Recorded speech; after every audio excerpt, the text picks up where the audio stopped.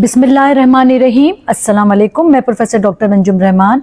आज मैं आपसे डिस्कस करूंगी कि क्या टीबी इनफर्टिलिटी की एक कॉज होता है, यानी कि बेऔलादगी टीबी की वजह से भी हो सकती है।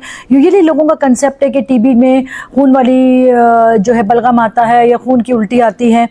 ये बहुत कम लोगों को इस चीज़ का आइडिया है कि टीबी आपका सिर्फ पेल्विस का भी हो सकता है, यानी कि सिर्फ बच्चेदानी और उसके अतराफ़ की चीज़ों का भी हो सकता है। आपको इसके साथ कोई फेफड़ों के सिम्टम यानी कि खांसी का होना, बुखार का आना या खून की उल्टियाँ आना या इसी तरह बलगम में थूक आना नहीं हो सकता। और सिंपल ये ट्यूबरकुलोसिस जो है आपकी बेऔलादगी की वजह हो सकता है। यूजुअली लोगों का ये कंसेप्ट है कि जो टीबी होता है उसमें ज़रूरी है कि बुखार आए रोज़ाना, इसके साथ खून की उल्टी आए या बलगम में खून आए, इसके अलावा ट्यूबरकुलोसिस नहीं हो सकता। ऐसा ज़रूरी नहीं है। बहुत दफ़ा पेशेंट को सिर्फ पेल्विक ट्यूबरकुलोसिस होता है, यानी कि बच्चेदानी, अंडेदानी या इसके साथ जो नसें होती हैं उसका टीबी होता है, और उसकी वजह से इनफर्टिलिटी इसकी बहुत ज़्यादा कॉमन कॉज है। तो रिसेंटली कल मैंने एक पेशेंट को ऑपरेट किया। इसका बहुत ह्यूज ट्यूमर था, अराउंड 20 × 18 सेंटीमीटर का मास था। उसको सीटी स्कैन से लेके हर चीज़ ने सिंपल सिस दी हुई थी। That was a huge mess. और वो लड़की को पिछले 2 साल से सिर्फ एब्डोमिनल पेन की कंप्लेन थी। यंग लड़की, अनमैरिड बच्ची का। जब मैंने कल तकरीबन 3 से 4 घंटे उसकी सर्जरी की, अल्हम्दुलिल्लाह चीज़ें उसकी सेव हो गई, मगर उसकी आंतें, उसकी बच्चेदानी, उसकी अंडेदानी, उसकी हर चीज़ इन्वॉल्व थी और उसको ये बात नहीं पता थी। इवन सीटी स्कैन सिंपल सिस डायग्नोज कर रहा था, इवन ब्लड मार्कर नॉर्मल थे, क्योंकि हमारी इम्यूनिटी ऐसी हो चुकी है, हमारी कम्युनिटी में टीबी इतना कॉमन है कि बहुत दफ़ा जो हमारे ब्लड मार्कर्स होते हैं वो उससे क्लिनिकली नहीं हमें गाइड करते कि जी इसको टीबी है, अनटिल एंड अनलेस हम स्पेसिफिकली वहाँ से मास को निकालें और उसको टेस्ट के लिए भेजें, उसका पीसीआर या थोड़ा सा कोई महंगा टेस्ट करवाएं। सिंपल ब्लड टेस्ट से, इन चीज़ों से यूजुअली टीबी डायग्नोज नहीं हो सकता। हम डिस्कस करेंगे कि टीबी इनफर्टिलिटी कर सकता है। ट्यूबरकुलोसिस, स्पेशली जो पेल्विक ट्यूबरकुलोसिस होता है, ये इनफर्टिलिटी की बहुत इंपॉर्टेंट कॉज है। यह ना सिर्फ आपकी बच्चेदानी को ख़राब करता है, क्योंकि ये आगे पीछे एडिशन कर सकता है जिससे फ्रोजन पेल्विस हो जाएगा, आपके अंडेदानी को ख़राब कर सकता है, आपकी ट्यूब को, नसों को बंद कर सकता है।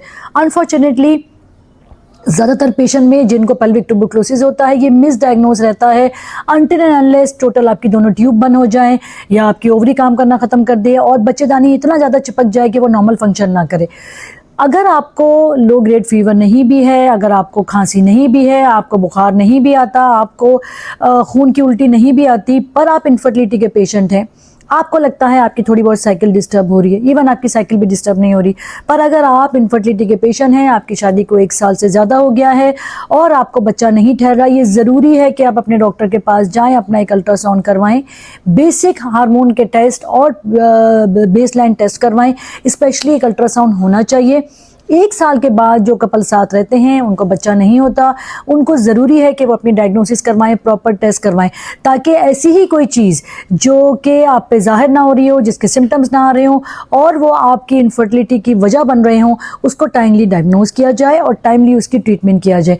टीबी की ट्रीटमेंट खांसी, नज़ला, बुखार की जैसे ट्रीटमेंट होती है आजकल वैसे ही है। सिंपल आपने टैबलेट लेना है। लोगों का बड़ा मिसकंसेप्ट है कि जब टीबी के दवा लेंगे एक तो दुनिया भर में बदनामी हो जाएगी कि टीबी है। नंबर 2, ये आपके जिगर पे इफ़ेक्ट करता है, आपके लिवर पे इफ़ेक्ट करता है। अगर आप प्रॉपर डोज लें, प्रॉपर ड्यूरेशन तक लें तो और प्रॉपरली डॉक्टर के पास जाएं, प्रॉपर आपका मायना होता रहे, LFT या जिगर का टेस्ट या ऐसे जो ज़रूरी टेस्ट हैं वो करते रहें, तो इसका कोई साइड इफ़ेक्ट नहीं है।